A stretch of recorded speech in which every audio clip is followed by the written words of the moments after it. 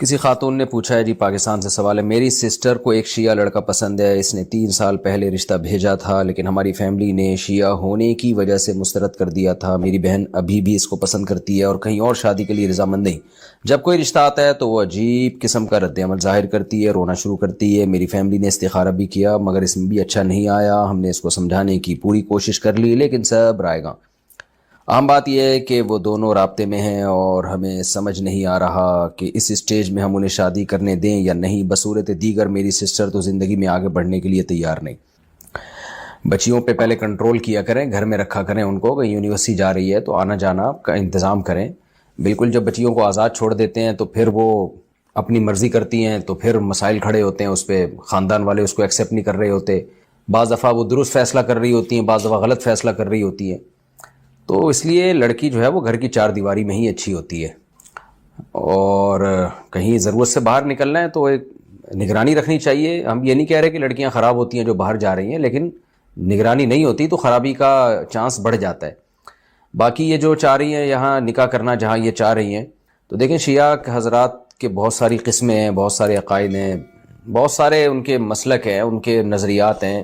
کوئی ایک ایسا نہیں ہے جس پہ ایک نظریہ ہو کہ جو سارے شیعوں کی طرف وہ آپ منسوب کر دیں۔ کچھ اس میں ایکسٹریم لیول پہ پہنچے ہوئے ہوتے ہیں، صحابہ کو برا بلا کہہ رہے ہوتے ہیں۔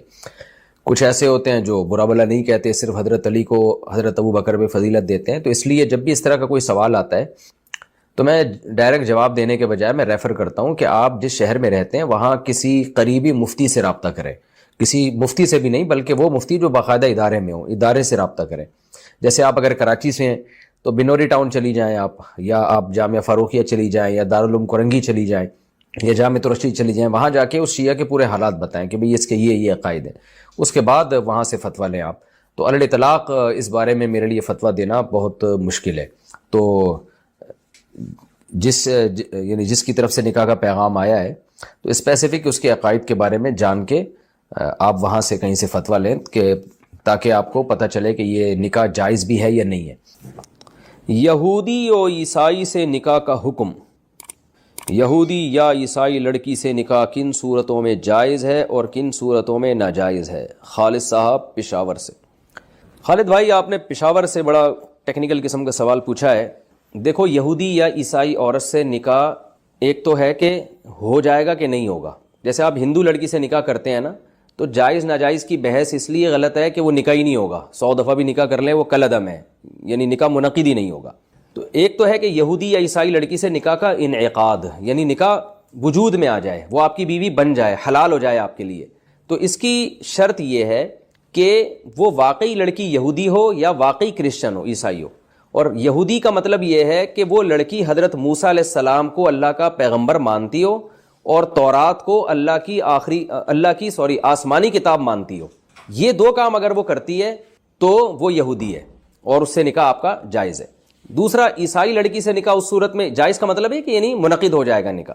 دوسرا، عیسائی لڑکی کے لیے ضروری ہے کہ وہ حضرت عیسیٰ علیہ السلام کو پیغمبر مانتی ہو، چاہے وہ بے شک خدا کا بیٹا مانتی ہو۔ خدا کا بیٹا ماننا تو شرک ہے، یہ تو بہت بڑا کفر ہے، لیکن اس سے وہ اہل کتاب کی فہرست سے خارج نہیں ہو جاتی اور اس سے پھر بھی نکاح جائز ہوتا ہے آپ کا، کیونکہ عیسائی تو مانتے ہیں حضرت عیسیٰ کو معاذ اللہ کا بیٹا مانتے ہیں، تو یہ عقیدہ تو کفریہ ہے، لیکن نکاح اس سے ہو جائے گا، اس عیسائی سے جو حضرت عیسیٰ کو اللہ تعالیٰ کا پیغمبر مانتی ہو اور انجیل اور تورات کو اللہ کی آسمانی کتاب مانتی ہو، بائبل کو اللہ کی کتاب مانتی ہو کہ اللہ نے آسمانی کتاب نازل کی ہے۔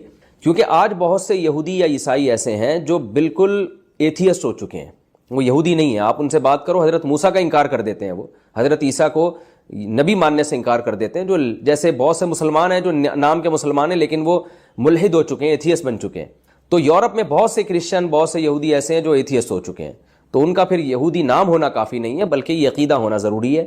حضرت موسیٰ کو اللہ کا نبی مانتے ہو، تورات کو آسمانی کتاب، اور عیسائی عورت کے لیے ضروری ہے کہ وہ حضرت عیسیٰ کو اللہ کا نبی مانتی ہو اور انجیل کو اللہ کی کتاب مانتی ہو۔ تو یہ 2 شرطیں ہوں گی تو نکاح کریں گے لڑکی سے تو نکاح ہو جائے گا آپ کا۔ رہا یہ مسئلہ کہ یہ عمل جائز ہے یا نہیں، تو نکاح تو ہو جائے گا، بیوی بن جائے گی، بیوی حلال ہو جائے گی، یعنی اس سے آپ کا ریلیشن جائز ہو جائے گا، اس سے جو اولاد ہوگی وہ ثابت النسب ہوگی، تو یہ سب تو ٹھیک ہے۔ لیکن یہ کام کرنا جائز ہے یا نہیں، تو اس کا مدار اس پر ہے کہ اگر آپ کو یہ ذرا سا بھی خطرہ ہو کہ میں نے یہودی یا عیسائی لڑکی سے نکاح کیا تو میری اولاد مرتد ہو جائے گی، یعنی وہ خاندان اتنا اسٹرانگ ہو کہ آپ کو یہ خطرہ ہو کہ میرے بچے اس دین کی طرف مائل ہو جائیں گے، یہودی یا عیسائی بن جائیں گے، تو پھر آپ کے لیے یہ نکاح بالکل جائز نہیں ہے، کیونکہ اسلام بچے کو باپ کے تابع بناتا ہے۔ بچہ بہرحال مسلمان ہوگا اور وہ چرچ میں نہیں جا سکتا، وہ مسجد ہی میں جائے گا۔ تو یورپ میں کیونکہ غیر مسلموں کا ہولڈ ہے، ایسے کئی کیسز ہمارے سامنے آئے ہیں کہ عیسائی لڑکی سے شادی کی، بچہ پیدا ہوا تو وہ خاتون اپنے ساتھ چرچ لے کے جا رہی ہیں، باپ ادھر بیٹھا ہوا ہے اور اس کا ذہن لڑکی نے خراب کر دیا۔ تو ایسا خطرہ اگر موجود ہے تو پھر یہ نکاح منعقد تو ہو جائے گا، مگر نکاح کا گناہ ہوگا، کیونکہ آپ اپنی اولاد کا ایمان جو ہے داؤ پہ لگا رہے ہیں۔ یا آپ ہی کی ذات کو اگر خدا نخواستہ خطرہ ہے، آپ کمزور ایمان کے ہیں، آپ نے یہودی یا عیسائی لڑکی سے شادی کی، پتہ چلا آپ ہی ٹہل گئے اور آپ ہی عیسائی بن گئے، یہودی بن گئے، تو یہ خطرہ بھی ہو تو بھی ایسے خطرات مول لینا اسلام اس کی قطعی نجات نہیں دیتا۔ تو اگر یہ دو خطرات نہیں ہیں تو پھر اللہ نے اس نکاح کو حلال قرار دیا ہے، تو پابندی لگانے کی کسی کو گنجائش نہیں ہے جب اللہ نے ایک چیز کو جائز قرار دیا ہے۔ البتہ میں ایک مشورہ ضرور دیتا ہوں ایسے لوگوں کو جو کسی یہودی یا عیسائی لڑکی سے شادی کر رہے ہیں، کرسچن لڑکی سے شادی کر رہے ہیں، ایک مشورہ میں ضرور دیتا ہوں۔ مشورہ یہ دیتا ہوں کہ بھائی پہلے ہی مسلمان لڑکیاں اتنی زیادہ تعداد میں ہیں کہ اگر آپ گوری لڑکیوں سے شادیاں کرنا شروع کر دیں گے امریکہ میں، یو کے میں اور یورپ میں، یا پاکستان میں ہی عیسائی لڑکیوں سے اگر شادیاں شروع کر دیں گے تو یہ ہماری مسلمان لڑکیوں کے رشتوں میں ویسے ہی کمی ہو رہی ہے، بیچاری کہاں جائیں گی؟ تو اس لیے یہ کام وہ کرے جس کا 2-3 شادیوں کا ارادہ ہو۔ اگر آپ ایک مسلمان لڑکی سے شادی کرتے ہیں، آپ ایک کرسچن لڑکی سے شادی کرتے ہیں تو پھر ایک مسلمان سے بھی کریں آپ، تاکہ ان کا بھی تو ٹھکانہ نصیب ہونا۔ یہ ان کے لیے عیسائی مردوں سے شادی تھوڑی جائز ہے، تو اگر سارے مسلمان اس طرح سے یا بہت سارے بھی شروع کر دیں گے تو لڑکیوں کے لیے رشتے مارکیٹ میں ویسے ہی شارٹ ہیں، اور خالد بھائی آپ جیسے نیک لوگوں کے رشتے اور شارٹ ہیں۔ نیک اس لیے کہہ رہا ہوں کہ مسئلہ پوچھنے علماء سے تو نیک ہی ہوں گے انشاءاللہ۔ تو اگر آپ کسی یہودی عیسائی سے کر لیں گے تو پشاور میں پہلی لڑکیاں بیچاری بہت ساری ہیں جن کو رشتے نہیں مل رہے، تو وہ آپ جیسے ایک نیک آدمی سے محروم ہو جائیں گی۔ تو لہذا آپ پھر 4 شادیاں کریں، ایک یہودی، ایک عیسائی، ایک پشاور میں کر لیا آپ نے، اور ایک چوائس آپ کے پاس ہوگی پوری دنیا میں کہیں بھی کسی بھی مسلمان سے کر سکتے ہیں، ٹھیک ہے؟ تو 2 شادیوں کا جس کا پروگرام ہونا اس کو ہم اپریشیٹ کرتے ہیں کہ ایک وہاں کر لے تو ایک یہاں کر لے۔ جس کا ایک ہی کا ارادہ ہے اس کو پھر یہی ترغیب ہے کہ نبی صلی اللہ علیہ وسلم کے بھی اصل ترغیب ہے بھی دینداری کو ترجیح دی جائے، دیندار لڑکی کو ترجیح دی جائے، اپنا مستقبل داؤ پہ لگانے سے جو ہے نا انسان کو بچنا چاہیے۔ ہاں کسی کو زنا کا خدا نخواستہ خطرہ ہو، یورپ میں رہ رہا ہے، مسلمان لڑکی کا رشتہ ہی نہیں مل رہا تلاش کے باوجود، اور خطرہ ہے کہ وہ زنا کر لے گا، تو اس پر تو پھر واجب ہے کہ بھئی جو رشتہ بھی ملتا ہے وہ کر لے، کم از کم اپنے آپ کو زنا سے بہرحال بچائے وہ۔ تو پھر وہ یہودی یا عیسائی سے بھی کر لے اس مجبوری میں، تو انشاءاللہ اس کو گناہ نہیں ہوگا، کیونکہ اس نے اپنے آپ کو زنا سے بچانے کی کوشش کی ہے۔ ایک بات تو آج کے بیان سے متعلق میں نے کہنی ہے، جو بھی بیان ہوا ہے نا میرا، کہ اللہ کی نظر میں سب سے زیادہ ویلیو کس کی ہے؟ اللہ کے قانون کی۔ ایک چیز خوب اچھی طرح سمجھ لیں کہ اس زمانے میں اسلامی ملکوں میں، غیر مسلم ملکوں میں تو اسلام ہے ہی نہیں، وہ تو ویسے ہی دعویٰ ہی نہیں کرتے۔ اسلامی ملکوں میں بھی نا، افغانستان کے علاوہ کوئی بھی کنٹری ایسا نہیں ہے جہاں عدالتوں میں مکمل اسلام کو فالو کیا جا رہا ہو، سمجھ رہے؟ کہیں بھی نہیں ہے۔ اب جب ہے ہی نہیں مکمل اسلام تو عوام پر لازم ہے کہ کسی بھی کنٹری میں جب وہ کورٹ سے فیصلہ کروائے، عدالت سے کروائے، تو اس کے بعد اس پر یہ لازم ہے کہ وہ علماء سے بھی پوچھے کہ شریعت کی روشنی میں یہ فیصلہ صحیح ہے یا غلط ہے۔ سمجھ میں آ رہی ہے بات کہ نہیں آ رہی ہے؟ کیونکہ بعض فیصلے شریعت کے فیصلے سے ٹکرا رہے ہوتے ہیں، تو اب یہ فیصلہ آپ نے کرنا ہے کہ آپ نے شریعت کو مقدم رکھنا ہے یا جس اسٹیٹ میں آپ رہتے ہیں اس کے قانون کو مقدم رکھنا ہے۔ یہ فیصلہ کس نے کرنا ہے؟ آپ نے، اور یہ فیصلہ آخرت کو سامنے رکھ کے کرنا ہے۔ اگر آپ آخرت پر ایمان نہیں رکھتے تو آپ اللہ کے قانون کو کوئی ویلیو نہ دیں، کورٹ کو آپ ویلیو دیں۔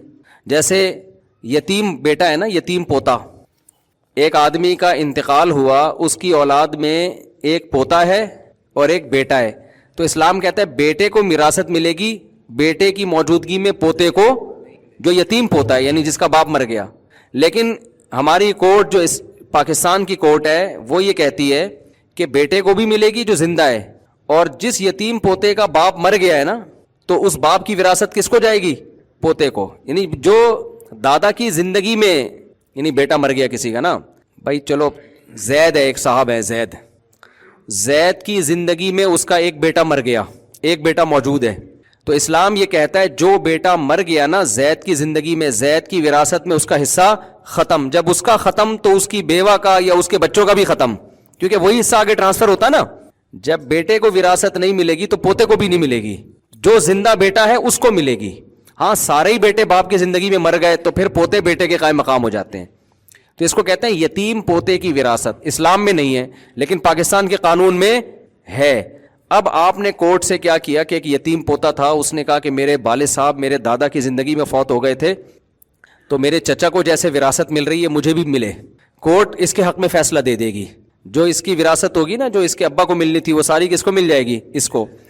اب یہ میں مثال سے بات سمجھا رہا ہوں. لیکن اگر یہ پوتا اللہ پر ایمان رکھتا ہے, آخرت میں اللہ کے سامنے جواب دے, تو اس پر لازم ہوگا کہ وہ کورٹ سے فیصلہ کروانے کے بعد علماء سے رابطہ کرے کہ اسلام کی روشنی میں میرا حصہ بنتا ہے کہ نہیں بنتا. پوری دنیا میں کسی بھی اس مذہبی اسکالر سے جب وہ پوچھے گا نا تو وہ کہیں گے چونکہ آپ کے چچا آپ کے ابا کی دادا کی زندگی میں زندہ تھے تو چچا آپ کے موجود تھے, لہذا آپ کے دادا کی وراثت آپ کے چچا کو ملے گی, آپ کو نہیں ملے گی. تو اس پر لازم ہوگا اس فتوے کی روشنی میں وہ ساری وراثت لوٹا دے کس کی طرف, اپنے چچاؤں کی طرف. اب ایسے خود غریب و زکوٰۃ کا مستحق کچھ بھی ہے, دیکھیں غریبوں کے الگ اسلام میں حقوق ہے نا.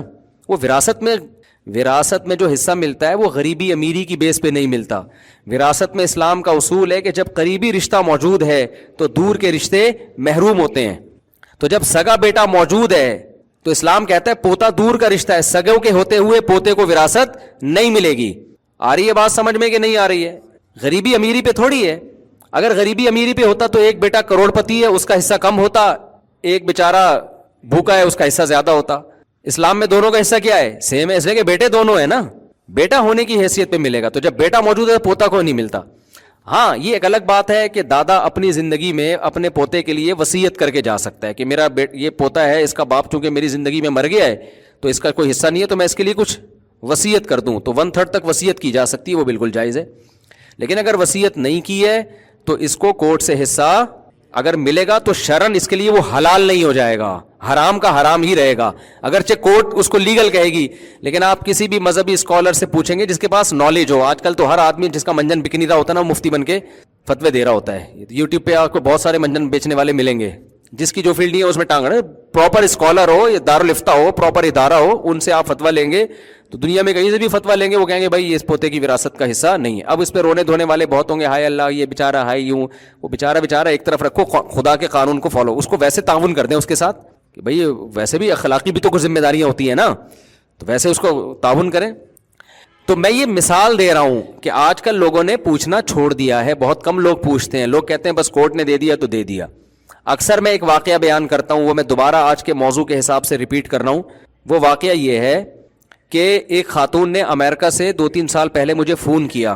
ان کی اپنے شوہر سے بہت ساری لڑائیاں تھیں, جھگڑے تھے, پڈے تھے, ان کے الزامات تھے میرا شوہر یوں, میرا شوہر یوں وغیرہ, جو ہوتے ہیں میاں بیوی میں, صحیح بھی ہوتے ہیں غلط بھی ہوتے ہیں, ہر طرح کے چل رہے ہوتے ہیں. بہرحال جی ڈیورس ہو گئی, ان کے شوہر نے ان کو ڈیورس دے دی.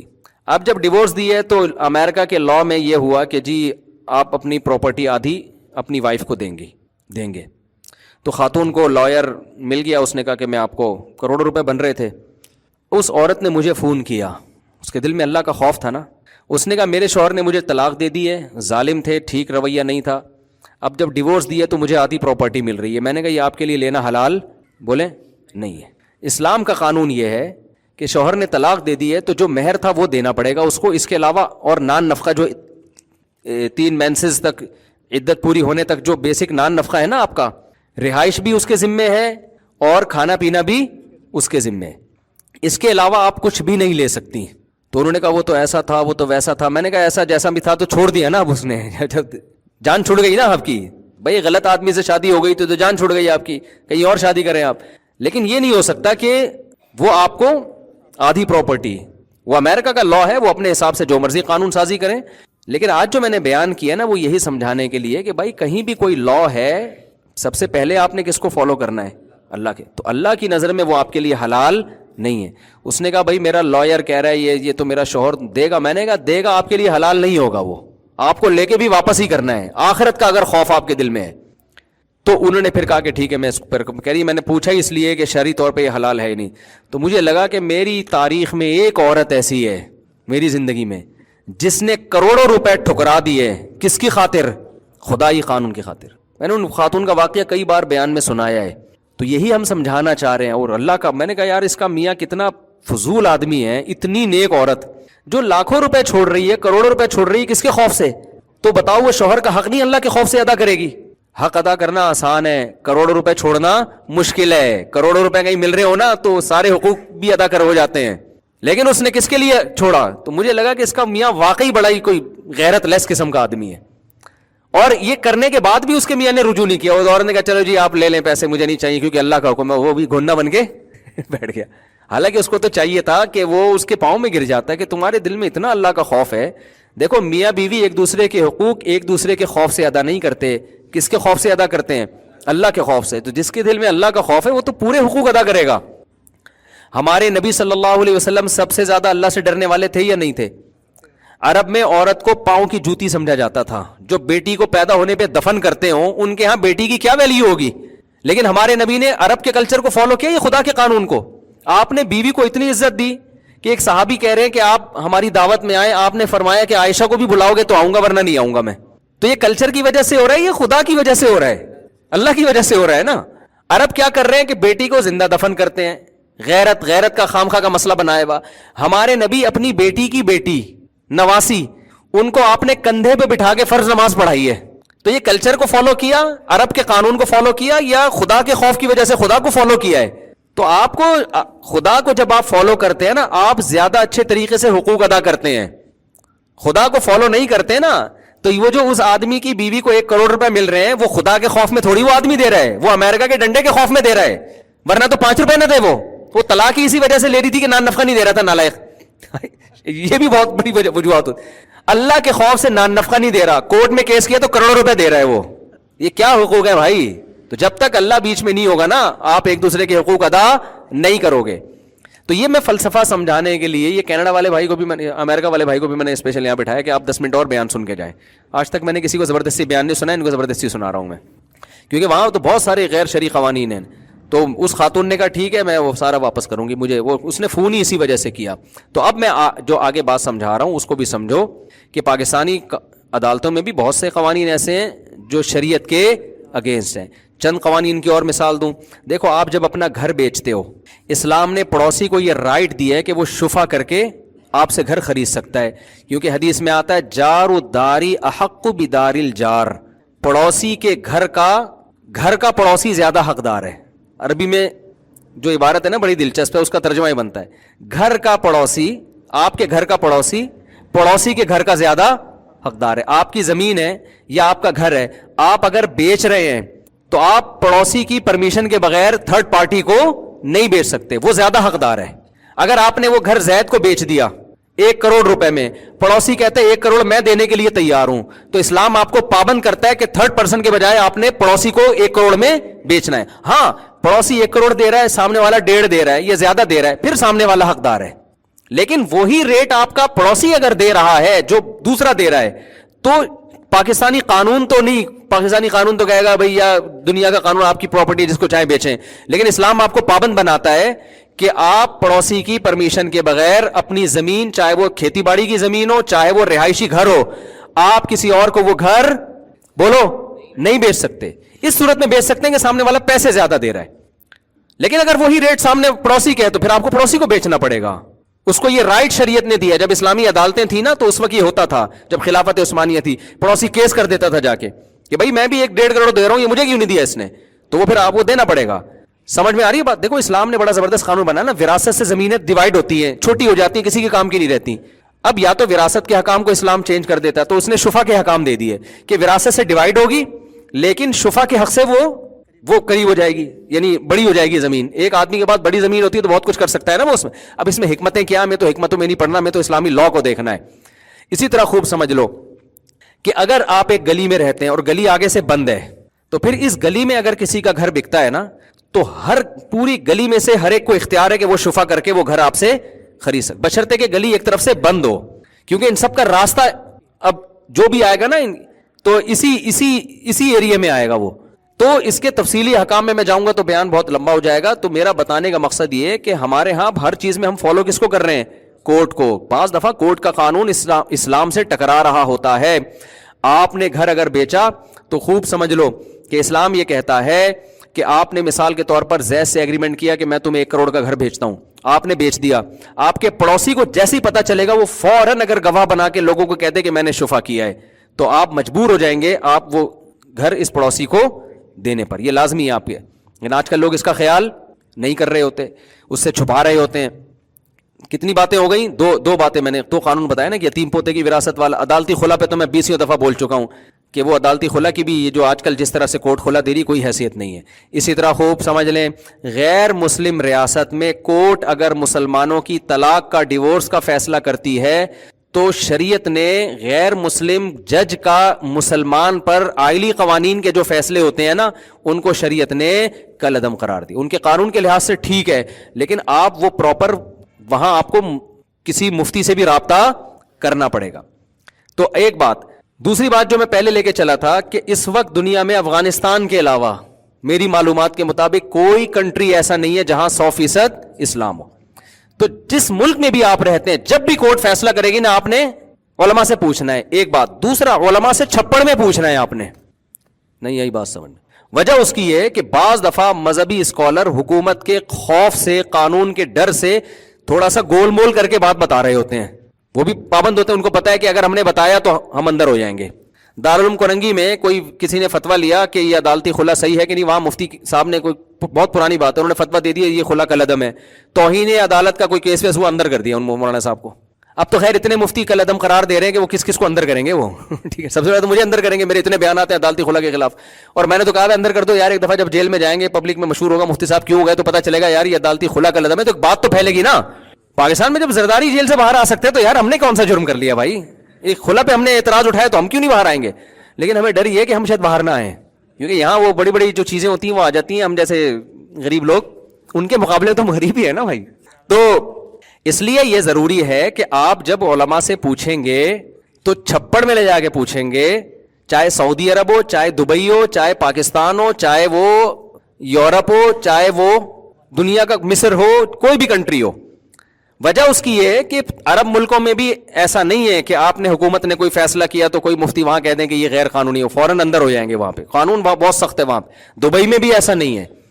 دبئی میں کورٹ سے آپ نے فیصلہ لیا, کسی مفتی سے پوچھ دیں, مفتی کہہ دے غیر شرعی تو فوراً اندر. پاکستان میں بھی کچھ چیزوں میں ایسا نہیں ہے, آپ نے اگر فیصلہ کر دیا تو آپ ایک دم اندر. تو اس لیے اب آپ نے مذہبی اسکالر سے اگر پوچھنا ہے کہ یہ اکارڈنگ ٹو شریعہ کیا ہے تو وہ چھپڑ میں ہی آپ کو صحیح بتائے گا, اوپنلی آپ کو کوئی بھی صحیح نہیں بتائے گا, اندر ہو جائے گا وہ. اچھا, لوگ کہتے ہیں علماء کو چاہیے اندر ہونے کے خوف سے کیوں ڈر رہے ہیں, آپ ڈنکے کی چوٹ پہ بتائیں جو کرنا ہے. ڈنکے کی چوٹ پہ ایک ہی دفعہ بتائیں گے وہ, اس کے بعد ساری زندگی اپنے کیسوں میں نمٹنے میں گزر جائے گی. تو بہتر نہیں ہے کہ چھپڑ میں ہی پوچھ لو یار ان سے جا کے, کیوں خود بھی پھنس رہے ان کو بھی پھنسوا رہے ہو. ایک مثال دیتا ہوں, ہمارے ایک دفعہ ایک مفتی صاحب کے پاس ایک صاحب آئے ایک فرقے کے بارے میں جو سب اس کو کافر سمجھتے ہیں, ایک مشہور فرقہ ہے, زیادہ تر کراچی میں ہے, وہ باقی کنٹری میں ذرا کم ہی پایا جاتا ہے وہ, یعنی زیادہ ان کا زور کراچی میں ہے. تو سب مانتے ہیں کافر ہے, آپ کسی بھی مفتی سے پوچھیں گے وہ نماز کو نہیں مانتے اور بہت ساری چیزوں کے منکر ہیں وہ لوگ, سب مانتے ہیں کافر ہیں. لیکن لا یہ پاس ہو گیا کہ کسی فرقے کو جب تک کورٹ کافر قرار نہیں دے گی نا, آپ انڈیویجولی اس فرقے کو کافر نہیں کہہ سکتے. لا یہ پاس ہو گیا پاکستان میں, یہ بات ہوگی تقریباً 8-10 سال پرانی ہے, اس سے بھی زیادہ ہوگی.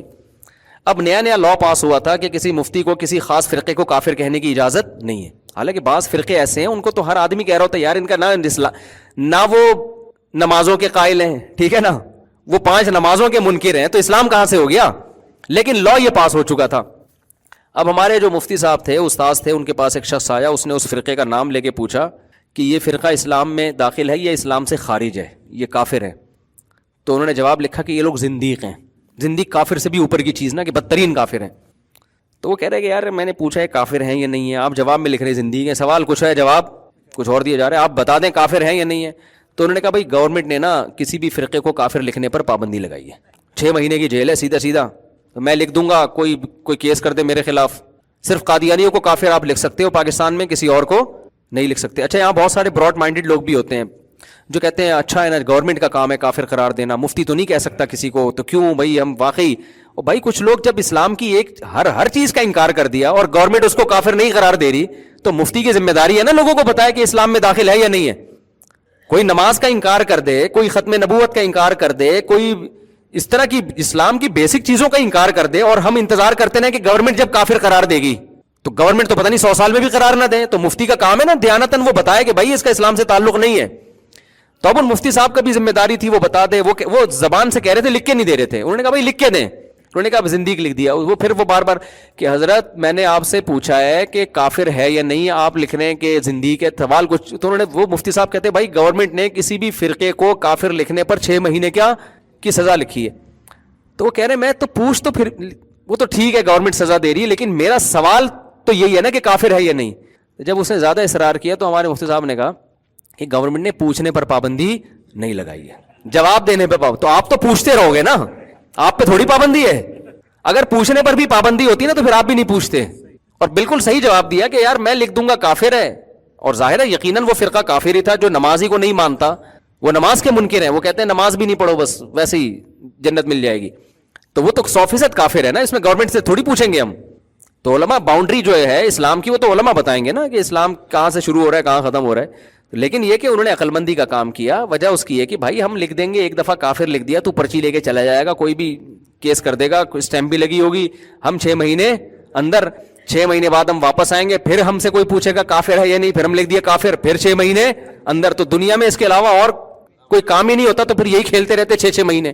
لیکن اور دنیا میں جس نے کوئی کام کرنے ہیں تو وہ مصلحت سے کام لے گا کہ نہیں لے گا. تو یہ جو زیادہ ہوتا ہے نا حق پرست اور فنڈ, وہ کوئی ڈرتا برتا نہیں ہے, سب یہ ڈائلاگ ہوتے ہیں, بولنے کی باتیں ہوتی ہیں. عقل مند آدمی جس نے کچھ کام کرنا ہے ہمیشہ وہ ماحول کے حساب سے چلتا ہے. وہ تو بعض دفعہ علماء مجبور ہوتے ہیں, وہ نہیں بات کر سکتے ممبر پہ کھل کے, ان کو پتا ہے کہ کی تو ہمارے اوپر کیس ہو جائے گا. تو ایسی صورت میں آپ نے کیا کرنا ہے, اللہ کا خوف اگر آپ میں دل میں ہوگا تو آپ ان مولانا صاحب کو چھاؤں میں لے کے جائیں. حضرت یہ مسئلہ ہے, کورٹ نے یہ فیصلہ دیا ہے یا یہ کورٹ کا قانون ہے, آپ اکارڈنگ ٹو شریعہ بتائیں. تو وہ اس وقت سچی مچی کی بات کریں گے آپ سے کہ یہ شریعت کی روح سے ٹھیک ہے یا غلط ہے. ہاں ممبر پہ غلط بیانی سے کام لینا جائز نہیں ہے کہ ممبر پہ حکومت کے ڈر سے غلط مسئلہ بتا دیں, یہ حرام ہے. مسئلہ چھپا دینے کی اجازت ہے کہ ہم ابھی نہیں بتا رہے بھائی, چھاؤں میں ملیں گے تو بتائیں گے, اوپنلی ہم نہیں بتائیں گے. تو یہ دنیا میں ہر ملک میں, سعودی عرب ہو, دبئی ہو, چین ہو, جاپان ہو, ہر جگہ ایسا ہی ہے. تو لوگ اوپنلی پوچھ رہے ہوتے ہیں, پھر وہ بیچارے گھما رہے ہوتے ہیں بات کو, کہتے ہیں اچھا یہ اس کا مطلب انہوں نے تائید کر دی. تائید نہیں کی ہوتی, چھپڑ میں وہ لوگ تو بتائیں گے یہ ٹھیک نہیں ہے. سمجھتے ہو نا. اب میں جب یورپ میں گیا, ہر آدمی مجھ سے 4 شادیاں, اسلام میں کیسا ہے, وہاں 4 شادی پر پابندی ہے. میں بولوں 2 3 شادیاں کریں, وہاں گورنمنٹ کا بولے تو کیا کر کے قانون توڑ رہے ہیں, یہاں پہ اندر کر دیں مجھے. تو ہم تو جو کر کے بیٹھے ہوئے وہ بھی کسی کام کے نہیں رہیں گے. صحیح ہے نا. تو میں ان سے پھر گھماتا تھا بات کو, میں ان سے کہتا تھا دیکھیں آپ 4 شادیاں جو ہے وہ ہمارے بیانات اتنے پڑے ہوئے ہیں, اس میں ہم کئی دفعہ بتا چکے ہیں کتنی کرنی چاہیے کتنی نہیں کرنی چاہیے. آپ کو یہاں کا قانون بھی پتا ہے, اسلام کا قانون بھی پتا ہے, آپ جانو آپ بھگتو, مجھے کیوں پھنسوا رہے ہو. اصل میں یہ کہنا چاہ رہا تھا, لیکن میں سراہتن کہتا نہیں تھا, گھماتا تھا بات. ایکچولی لوگ بھی کہہ رہے تھے یار مفتی صاحب کو ہو کیا گیا ہے یار, یہ تو 4 شادیوں پہ ایسی دبنگ تقریریں کرتے ہیں, آج یہ ان کو ہو کیا گیا ہے. بھائی ہو یہ گیا ہے کہ ہم کیوں اپنے آپ کو, شادیاں تم کرو پھنسے ہم, کیا خیال ہے بھائی, ہم کیوں پھنسے ہیں. تو میں ان سے اب غلط بیانی نہیں کرتا تھا کہ یورپ کی حکومتوں کو خوش کرنے کے لیے کہہ دوں کہ اسلام میں ایکچولی ایک ہی ہے. یہ نہیں کہہ سکتے بھائی, اسلام ہے, آپ کے قوانین آپ کے قوانین ہیں. ہاں ہم آپ کے قانون کے خلاف لوگوں کو باغی نہیں بنائیں گے, اتنا کریں گے, لیکن چھاؤں میں بتا دیں گے بھائی اسلام میں یہ ہے کہ آپ کر سکتے تو کر لو, اپنی ذمہ داری پہ کرو, گورنمنٹ کو خود ہی بھگتو بیٹھ گئے. اب یہ ایک سوال آیا اسمگلنگ کے بارے میں, اسمگلنگ کی آمدن حرام ہے یا نہیں ہے. تو اسمگلنگ کی آمدن حرام نہیں ہے, غیر قانونی ضرور ہے, اس سے منع ضرور کیا جائے گا کہ یار ملک کی معیشت کا نقصان کا خطرہ ہوتا ہے, یہ ہوتا ہے وہ ہوتا ہے, لیکن حرام اس لیے نہیں ہے کہ آپ اپنی چیز خرید رہے ہو. اسلام شخصی ملکیت کا قائل ہے. آپ نے اپنے پیسوں سے ایک چیز خریدی, بارڈر پہ آپ نے ادھر سے ادھر کیا, یہ غیر قانونی کام کیا, غلط کیا, لیکن چیز تو آپ کی ہے نا. وہ آپ جب بیچو گے تو پروفٹ کس کا ہوگا, جب چیز آپ کی ہے تو پروفٹ بھی آپ کا. گورنمنٹ ہم سے پوچھے گی تو ہم کہیں گے آپ کو لوگوں کا مال غصب کرنے کی اجازت نہیں ہے. قانون یہ ہے کہ کسٹم غصب کر کے کھا جاتا ہے, اسلام اس کو حرام کہتا ہے. اسلام کیا کہتا ہے, کسٹم کو یہ حق نہیں ہے کہ لوگوں کی ذاتی چیزوں کو وہ کھا جائے. میری بھی ایک گھڑی کسی نے گفٹ بھیجی تھی, کسٹم والے کھا گئے, الحمدللہ اللہ کا بڑا فضل ہوا. تو اب پتہ نہیں وہ اسمگلنگ ہو کے آ رہی تھی, مجھے نہیں, میں نے نہیں ان کو اسمگلنگ کا کہا تھا, لیکن وہ جس طرح بھی آئی وہ آج تک پی گئے, پتہ ہی نہیں کہاں ہے وہ. خیر, تو اب کیا مسئلہ ہے کہ شریعت اجازت نہیں دیتی گورنمنٹ کو کہ آپ لوگوں کی ملکیتوں پہ کیا کریں, قبضہ. آپ کو یہ ڈر ہے کہ اسمگلنگ کے ذریعے ملک کی معیشت بیٹھے گی, تو آپ نے جو اسمگلنگ کر رہا ہے اس کو پکڑیں, آپ اس کو پنشمنٹ دیں, سزا دیں, اس کا مال آپ ضبط نہیں کر سکتے. اگر ضبط کرنا ہے تو آپ کو اس کی قیمت دینی پڑے گی. بھائی حلال تھوڑی ہے کسی کا, گورنمنٹ بھی اللہ کے قانون کی پابند نہیں ہے. جو جتنا جس کا اٹھا کے, جو کوڑیوں کے دام نیلام کر کے کھا گئے پی گئے. اسلام خدا کی قسم آپ کو آزادی سکھاتا ہے. اسلام کہتا ہے صرف اللہ کے غلام ہو, اور جو لبرل اور سیکولر حکومتیں ہیں نا, لیبل لگاتی ہیں آزادی کی, آزادی نہیں ہے, انہوں نے حکومتوں کا غلام بنایا ہوا ہے لوگوں کو.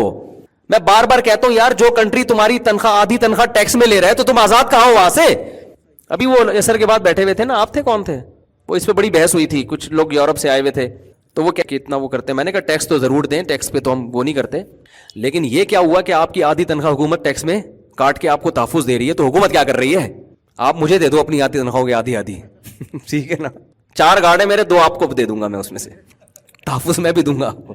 تو یہ کیا بات ہوئی؟ یہ اتنا کہاں سے یہ نہیں ہے. تو لوگوں کی جو ملکیت ہے, اسلام کہتا ہے وہ لوگ ہی اس کے مالک ہیں, اس پہ نہ حکومت کو اللہ نے اختیار دیا نہ کسی اور کو اللہ نے اختیار دیا. حکومت صرف اتنا لے سکتی ہے جتنی اجتماعی نظام کو چلانے کے لیے شدید ضرورت ہو, شدید ضرورت ہو. جس کے بغیر, جس کو نہیں لیا جائے تو لوگ مرنا شروع ہو جائیں گے, سوسائٹی کو نقصان ہونا شروع ہو جائے گا.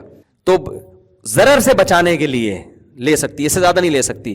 تو اسمگلنگ کا بھی ایسا ہی مسئلہ ہے کہ اسمگلر جو ہے اس کی آمدن بہرحال حلال ہے, لیکن غیر قانونی ہے, ملک کی معیشت ہے, تو اس کو سزا ملنی چاہیے. وہاں سے وہاں آ رہا ہے تو اس کو پنشمنٹ ہو, جیل ہو, جو بھی ہو, وہ جو مرضی کرنا ہے کرو. آمدن کو کوئی مفتی حرام نہیں کہے گا, کیونکہ مفتی کس کا پابند ہے بھائی؟ اللہ کے قانون کا مفتی کہے گا بھائی اللہ کے قانون میں آپ, گورنمنٹ تھوڑی کسی کو حلال حرام کے فیصلے کر سکتی ہے. تو انلیگل ضرور ہے, غلط ہے, انلیگل ہونے پہ اس کو سزا ملنی چاہیے. کمال کی بات یہ کہ سزا وہ نہیں مل رہی ہوتی. انلیگل ہونے کا یہ فائدہ ہوتا ہے کہ تھوڑا سا کسٹم والوں کا بھی اس میں زکوٰۃ نکل جاتی ہے, بس یہ ہو رہا ہے فائدہ, تھوڑی سی زکوٰۃ نکل جاتی ہے, اور پھر وہ پھر بھی دبا کے ہو رہا ہوتا ہے حساب کتاب. تو اسلام اس سے روکتا ہے, بھائی آپ پیسہ نہیں رکھ سکتے کسی کا. اچھا بھائی جلدی جلدی میں ختم کر دوں اس کو.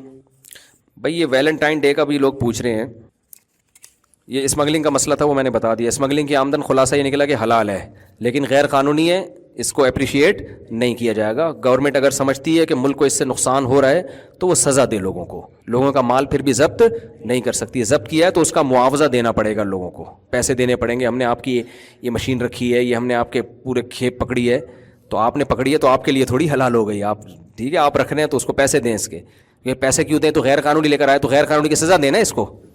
غیر قانونی کی یہ تھوڑی ہے کہ آپ کی میں چیزیں رکھنا شروع کر دوں. سمجھتے ہو کہ نہیں سمجھتے؟ اچھا بھائی, جھوٹ بول کر مال بیچنے سے آمدن حرام ہو جاتی ہے, اس طرح نماز کے اوقات میں کاروبار میں وہ آمدن حلال ہوتی ہے. دیکھو جھوٹ بیچنے سے جو آمدن حرام ہوتی ہے, تو آمدن کا جتنا حصہ آپ نے جھوٹ بول کے جو اضافی لیا ہے نا وہ حرام ہوتا ہے, پوری چیز حرام نہیں ہوتی. مثال کے طور پر آپ کے پاس ایک خربوزہ ہے جس کی سوسائٹی میں مارکیٹ ویلیو کتنی ہے؟ 50 روپے. آپ نے کیا کیا, اس خربوزے کے ایسے فضائل بیان کیے کہ 100 میں پہنا دیا کسی کو, تو 50 تو آپ کے بنتے تھے نا. یہ جو اضافی 50 ہیں یہ کیا ہیں؟ یہ جھوٹ بولا نا آپ نے, جھوٹ بول کے جو, تو وہ اضافی 50 روپے آپ کے لیے حرام ہوں گے, کیونکہ وہ پہنانے کا جو عمل ہوا ہے وہ اضافی 50 میں ہوا ہے. باقی تو اس کو 50 کا خربوزہ مل گیا نا. تو جو جتنا حرام شامل ہوتا ہے اتنا حرام ہوتا ہے, پورے کو نہیں حرام کہا جا سکتا. تو باقی جھوٹ بولنا حرام ہے, ناجائز ہے. ایسا نہ ہو کہ آپ کہیں چونکہ 50 تو حلال ہیں 50 اضافی ہیں تو جھوٹ بول کے بیچو, تو وہ جھوٹ کا گناہ تو اپنی جگہ ہوگا. دوسرا مسئلہ یہ ہے کہ نماز کے وقت میں جو کاروبار کرتے ہیں تو ان کی آمدن حلال ہے یا حرام ہے؟ آمدن ان کی بھی حلال ہے. نماز کے وقت میں جو کاروبار کر رہا ہے تو کاروبار میں پیسے وہ نماز چھوڑنے کے نہیں لے رہا, اپنی پروڈکٹ کے پیسے لے رہا ہے, تو وہ پروڈکٹ کے پیسے حلال ہوں گے. البتہ نماز چھوڑنے کا اس کو شدید گناہ ہوگا. سمجھتے ہیں کہ نہیں سمجھتے؟ نماز چھوڑنے کا گناہ ہوگا کہ آپ نے جماعت سے نماز ضائع کیوں کر دی, تو وہ کاروبار حرام نہیں ہوگا. لوگ کہہ سکتے ہیں اس وقت کاروبار کرنا جب ناجائز ہے تو اس کی آمدن کیسے حلال ہو گئی؟ تو ہر ناجائز کام کی آمدن حرام نہیں ہوتی, اس میں دیکھا جاتا ہے کہ آمدن کس چیز کی لے رہا ہے. یہ سمجھتے ہو کہ نہیں سمجھتے؟ آمدن لے کس چیز کی رہا ہے؟ نماز چھوڑنے کی آمدن تھوڑی لے رہا ہے. یہ آمدن تو اپنی پروڈکٹ کی لے رہا ہے نا, کپڑے کی لے رہا ہے. تو کپڑا جب حلال طریقے سے کمایا ہے, اس کو کہتے ہیں کہ عارضے کی وجہ سے حرمت آ رہی ہے اس میں, اصل حرام نہیں ہے. اصل تو یہ کہ اپنے حلال کمائی کا خریدا ہوا کپڑا بیچ رہا ہے کسی کو. عارضہ کیا ہے کہ ایسے ٹائم پہ بیچ رہا ہے کہ جس ٹائم پہ کاروبار اس کے لیے حرام ہے. تو کسی عارضے کی وجہ سے, ایک خارجی چیز ہے یہ, عارضے کی وجہ سے جب کسی چیز میں حرمت آتی ہے تو وہ حرمت اس کی قیمت میں صلاحیت نہیں کرتی ہے. سمجھ رہے ہیں نا؟ اس کی مثال ایسے جیسے آپ کے ابا نے آپ کو ڈانٹا کہ بھائی تو یہاں کیوں بیٹھا ہوا ہے, تو مجھے پانی پلا. آپ پھر بھی ایک چیز بیچنے میں لگے ہوئے ہو, تو یہاں تو آپ پر لازم تھا کہ آپ اپنے ابا کی اطاعت کرتے, لیکن آپ نے نہیں کی, آپ نے کاروبار میں لگے ہوئے ہو, تو گناہ کر رہے ہو نا آپ. لیکن وہ کاروبار تھوڑی حرام ہو جائے گا, کیونکہ کاروبار ایک جائز چیز کا ہے اور جائز پروڈکٹ آپ لوگوں کو بیچ رہے ہو. ہاں یہ کہا جائے گا کہ آپ نے ابا کی نافرمانی کیوں کی, ابا کا دل کیوں دکھایا, تو یہ ایک الگ چیز ہے.